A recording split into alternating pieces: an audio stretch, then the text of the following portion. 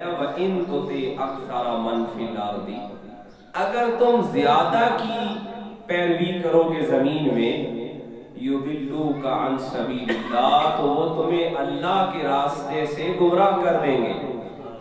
یہ کسی بھی شے کی تعداد اس کی صحیح یا غلط کو ثابت نہیں کرتی۔ فرمایا وَإِن تُطِعْ أَكْثَرَ مَنْ فِي الْأَرْضِ، وہ کہنے لگے مکہ میں ہم زیادہ ہیں، ہم تو یہی کرتے ہیں اور آپ کم ہیں، اور آپ ہمارے ساتھ ہمارا جو ہے وہ آپ نہیں کھاتے ہیں۔ فرمایا إِن يَتَّبِعُونَ إِلَّا الظَّنَّ، یہ جو ہیں یہ پیروی کرتے ہیں گمان کی، خیال کی۔ وَإِنْ هُمْ إِلَّا يَخْرُصُونَ، اور یہ پیروی کرتے ہیں اپنے ذاتی عقل کی، قیاس کی۔ پیروی کس کی کرنی ہے؟ اللہ کے حکم کی، اور یہ اللہ کے حکم کی پیروی کی بجائے کس کی پیروی کرتے ہیں؟ ظن، خیال، گمان۔ فرمایا ان ربک هو اعلم، بے شک تمہارا رب بہتر علم رکھتا ہے، من یضل عن سبیلہ، کہ کون گمراہی پر ہے اور کون صحیح راستے پر ہے۔ وَهُوَ أَعْلَمُ بِالْمُهْتَدِينَ، اور وہ بہتر علم رکھتا ہے کہ ہدایت یافتہ کون سے ہیں۔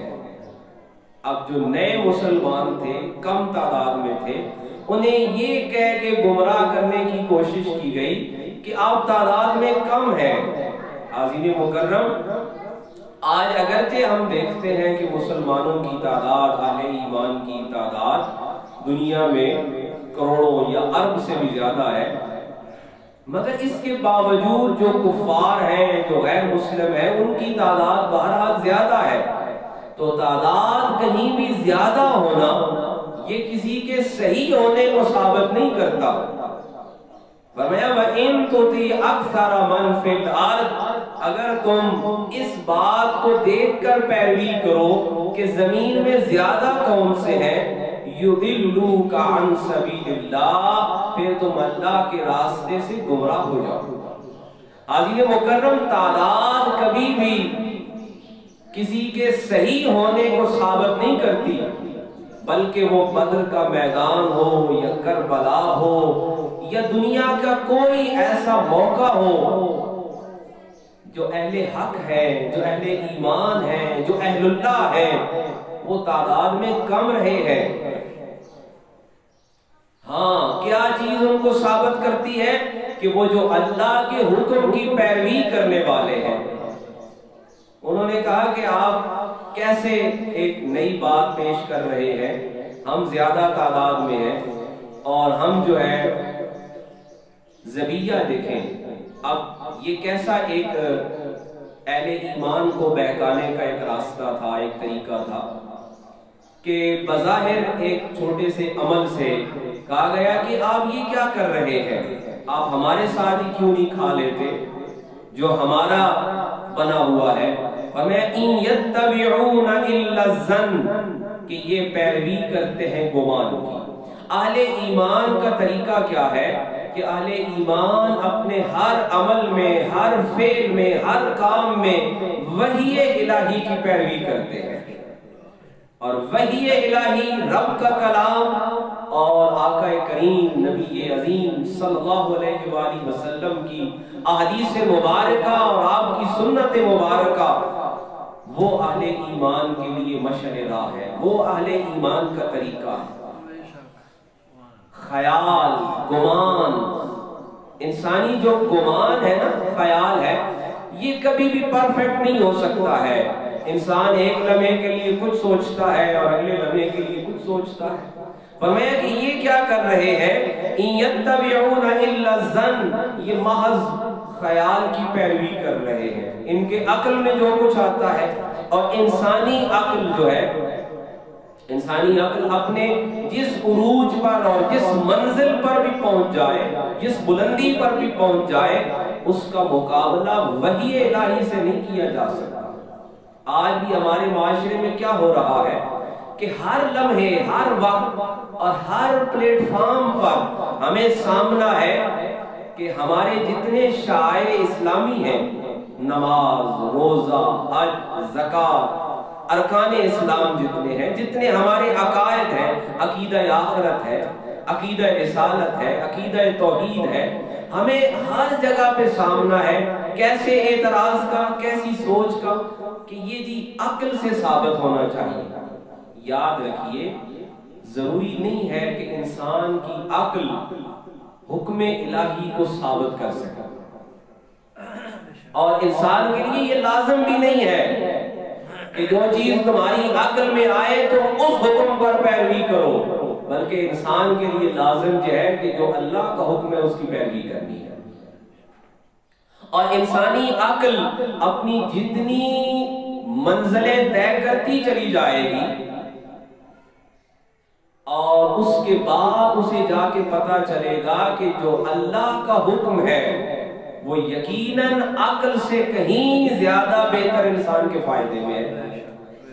آج سائنس کیا ہے؟ سائنس انسان کی عقل ہے، انسان کے عقل کی بہترین صورت ہے اور بہترین عروج ہے، بہترین بلندی ہے۔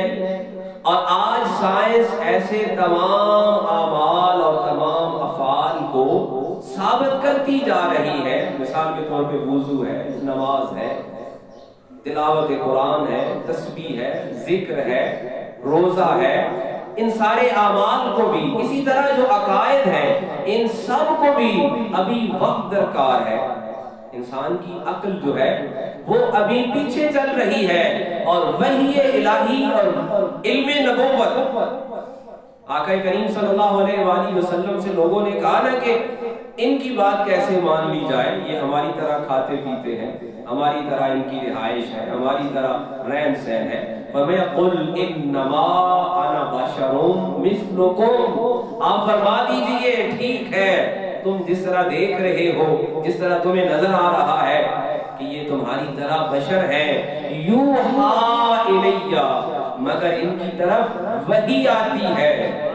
اور رب جس طرح دوسرے مقام پر فرمایا وما ينطق عن الهوى ان هو الا وحی یوحا۔ عظیم مکرم انسان کی زندگی میں بزرگان دین بھی فرماتے ہیں کہ دو راستے ہیں، ایک ہوا کا ہے اور ایک خدا کا ہے۔ یہاں اللہ کریم نے فرمایا وَهُوَ أَعْلَمُ بِالْمُهْتَدِينَ، اللہ جانتا ہے کہ کون ہدایت یافتہ ہے۔ مشرکین مکہ نے کہا ہم زیادہ ہیں، ہمارا عمل بہتر ہے۔ رب نے فرمایا زیادہ ہونا عمل کو درست ثابت نہیں کرتا، رب جانتا ہے کہ ہدایت یافتہ کون ہے، چاہے وہ ہزاروں میں ایک ہو، لاکھوں میں ایک ہو، مگر وہ جو ہدایت کے راستے پر ہے۔ اور ہدایت کیا ہے؟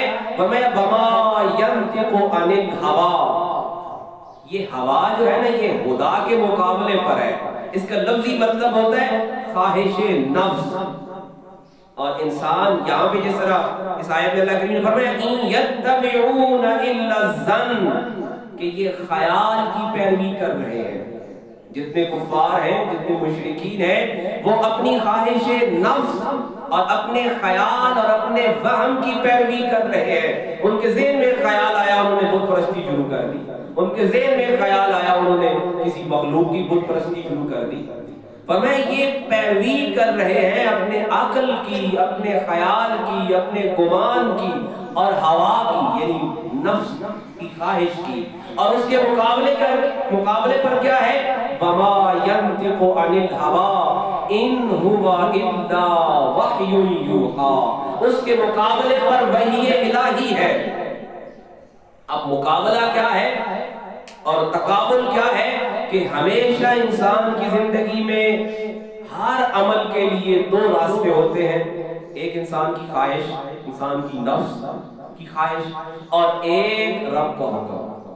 اب معاملہ کہاں مشکل ہے کہ جہاں انسان اپنی خواہش کی پیروی کر جاتا ہے، اور یہ خواہش کی پیروی ہی انسان کو ایک معمولی عمل سے شروع کراتی ہے۔ جیسے انہوں نے کہا کہ یہ ذبیحہ ہمارے ساتھ کیوں نہیں کھاتے؟ اللہ کے رسول نے فرمایا یہ اللہ کے حکم کی نافرمانی ہے۔ تمہیں لگتا ہے کہ ایک بکری جو پتھر لگنے سے مر گئی ہے اور جس کو چھری سے ذبح کیا گیا ہے، جس پر تکبیر پڑی گئی ہے، آج سائنس اس پر پروف کر رہی ہے.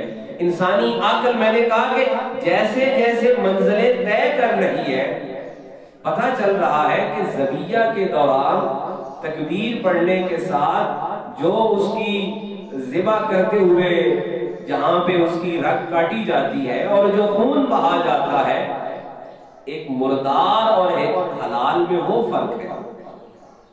رب نے فرمایا کہ تم پیروی کر رہے ہو خیال کی، تم یہ سمجھتے ہو کہ یہ دونوں برابر ہیں.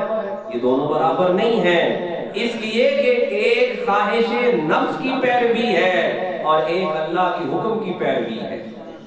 اب یہیں سے ایک راستہ چلتا ہے انسان اپنی زندگی میں. یہ کفار و مشرکین کا واقعہ اس لیے ساتھ بتایا کہ اب وہ معاملہ نہیں ہے، لیکن اہل ایمان کے ساتھ بھی کیا ہوتا ہے کہ زندگی میں چھوٹے واقعات ایسے آتے ہیں، انسان کہتا ہے کوئی نہیں، یہاں پہ میں اپنی مرضی کر لیتا ہوں، وہ کام تو میں نے اللہ کی مرضی سے کر لیا تھا. اسی طرح چھوٹے عمل سے جس کو انسان چھوٹا سمجھتا ہے، حدیث پاک میں اللہ کے رسول نے فرمایا کبھی برائی کو چھوٹی برائی مت سمجھو اور کبھی کسی نیکی کو چھوٹی نیکی مت سمجھو. ہو سکتا ہے کہ وہی برائی جس کو تم چھوٹا سمجھ رہے ہو وہی تمہاری گمراہی کا راستہ کھول دے. اور کبھی کبھی انسان ایسے ہوتا ہے کہ کوئی کام ایسا آتا ہے، کوئی عمل ایسا آتا ہے، کوئی بات، کوئی خیال ایسا آتا ہے کہ انسان سوچتا ہے کہ کوئی نہیں، یہاں پہ تو عقل سے کام لینا چاہیے. وہاں پہ انسان عقل سے کام لیتا ہے اور اللہ کے حکم کو بھلا دیتا ہے. جیسے ہی کسی مرحلے پہ اللہ کے حکم کو بھلاتا ہے نا، فرمایا ان یتبعون الا الظن وانهم الا یخرصون، اور قیاس کرتا ہے. خرص کہتے ہیں عقل سے قیاس کرنا، یا وہ گمان کر لیتا ہے یا وہ خیال کر لیتا ہے، یہ بھی درست ہوگا، اور وہ یہ سوچنا چھوڑ دیتا ہے کہ اس کے بارے میں اللہ کا حکم کیا ہے. حاضرین مکرم، رب فرماتا ہے ان ربک هو اعلم من یضل عن سبیلہ، اللہ بہتر جانتا ہے کہ کہاں گمراہی کھڑی ہے. کہیں بھی ایک چھوٹا سا عمل جس کو انسان نے اپنے خیال سے سوچا کہ یہ چھوٹا عمل ہے، یہ میں اپنی مرضی سے کر لیتا ہوں، اور وہ چھوٹا سا عمل انسان کی گمراہی کا سبب بن جاتا ہے. یہ ہم اولیاء اللہ کا تذکرہ پڑھتے ہیں نا اور سناتے ہیں، اسی لیے کہا گیا کہ اولیاء اللہ کا تذکرہ، قرآن نے بھی اصحاب کہف کا ذکر کیا، قرآن نے بھی اللہ والوں کا ذکر کیا، اولیاء اللہ کا تذکرہ کیا، اہل اللہ کا ذکر کیا، اہل ذکر کا تذکرہ کیا، اس لیے کہ یہ وہ بندگان خاص ہیں، یہ وہ رب کے خاص مقرب ہیں جو وہ طریقہ دیتے ہیں کہ کون سا طریقہ ہے کہ جس سے انسان اپنے زندگی کے ہر عمل کو، اپنے زندگی کے ہر فعل کو اللہ کی پیروی، حکم کی پیروی اور رسالت مآب آقا کریم صلی اللہ تعالی علیہ وآلہ وسلم کے طریقے کے مطابق ڈال سکے. جب انسان نفس خواہش کا شکار ہو جاتا ہے، اس کے بعد انسان یہ سمجھتا ہے کہ میں بہتر کر رہا ہوں. ابلیس کا جو ایک تعارف قرآن نے بتایا، وہ بھی یہ بتایا کہ اس نے کہا کہ انا خیر. جب اس سے کہا گیا نا، تعارف کرایا کہ حضرت آدم کا، کہ یہ آدم ہے کہ اللہ نے ان کو خلقتہ من طین، ان کو مٹی سے بنایا، تو وہ کہنے لگا کہ میں بہتر ہوں. جب انسان اپنے عقل سے سوچنے لگتا ہے، اپنے خیال سے سوچنے لگتا ہے اور فیصلہ کرنے لگتا ہے، اس وقت انسان گمراہی کی طرف جاتا ہے. حاضرین مکرم، یہ مشرکین کا یہ جو واقعہ ہے یا ان کا جو احوال ہے، یہ بتانے کا مقصد یہ ہے کہ یہ واقعہ ان کے ساتھ تھا، احوال ان کے ساتھ تھا، لیکن اس کو قرآن مجید کی آیت میں اس لیے رکھا گیا کہ اہل ایمان کے لیے بھی سبق یہ ہے کہ کہیں ایسا تو نہیں کہ ہمارا دعویٰ یہ ہے کہ ہم کتاب مجید کے ماننے والے ہیں، ہم اللہ کے رسول کی امتی ہیں، کہیں ایسا تو نہیں کہ ہماری زندگی کا بھی ہر عمل اور ہماری زندگی کا ہر فعل بھی ان کی طرح خیال پر، ظن پر اور وہم پر تو نہیں کھڑا، جس طرح مشرکین مکہ کا ہر عمل وہم پر، خیال پر اور اپنے عقل کے قیاس پر مبنی تھا. اہل ایمان کا طریقہ یہ ہے کہ اہل ایمان کا ہر عمل، زندگی کا کوئی عمل ہے وہ اللہ کے حکم اور رسول خدا امام الانبیاء صلی اللہ علیہ وآلہ وسلم کے حکم کی پیروی میں کھڑا ہے۔ انسان جو ہے نا جب اپنے عقل سے سوچتا ہے تو اس وقت انسان یہ سمجھتا ہے میں سب سے بہتر کر رہا ہوں، اور جب انسان اللہ کے حکم سے سوچتا ہے اور اللہ کے حکم کی پیروی میں اپنے عمل کو دیکھتا ہے تو اس وقت انسان عاجزی کو اختیار کرتا ہے، اور یہی عاجزی اللہ کریم کو پسند ہے۔ حاضرین مکرم، سورہ انعام کی آیت نمبر 117 اور 116 پڑھنے کے بعد ہمیں یہ سبق ملتا ہے کہ مشرکین مکہ کا یہ احوال تھا کہ وہ اپنے ہر عمل کو جو ان کے خیال میں درست تھا اس کو وہ حقیقی سمجھ لیتے اور دائمی سمجھ لیتے اور اس کو سب سے بہتر سمجھ لیتے۔ اس کے مقابلے پر اہل ایمان کا طریقہ یہ ہے کہ وہ اپنے ہر عمل کو اللہ کے حکم کی روشنی میں دیکھتے ہیں اور پیغمبر اسلام امام الانبیاء صلی اللہ تعالی علیہ وآلہ وسلم کے طریقے اور آپ کے حکم کی روشنی میں دیکھتے ہیں، اور اگر وہ عمل اللہ اور اس کے رسول کے حکم کے مطابق ہے تو پھر وہ اس کو اختیار کرتے ہیں۔ انسان کو ہمیشہ اپنے عقل کا اختیار دیا گیا ہے، مگر اس کو کبھی بھی وحی الہی کے مقابلے پر نہیں، پیغمبر اسلام امام الانبیاء صلی اللہ تعالی علیہ وآلہ وسلم کے حکم کے مقابلے پر نہیں۔ فرمایا کہ وَمَا يَنْطِقُ عَنِ الْهَوَىٰ إِنْ هُوَ إِلَّا وَحْيٌ يُوحَىٰ، کہ یہ کچھ نہیں بولتے سوائے اللہ کی وحی کے۔ اور یہاں بتایا گیا کہ اگر تعداد میں زیادہ بھی ہے وَإِن تُطِعْ أَكْثَرَ مَنْ فِي الْأَرْضِ، اگر زمین میں تمہیں زیادہ لوگ نظر آئے اور تم کہو کہ یہ درست ہے تو یضلوک عن سبیل اللہ، قریب ہے کہ وہ تمہیں اللہ کے راستے سے گمراہ کر دیں گے۔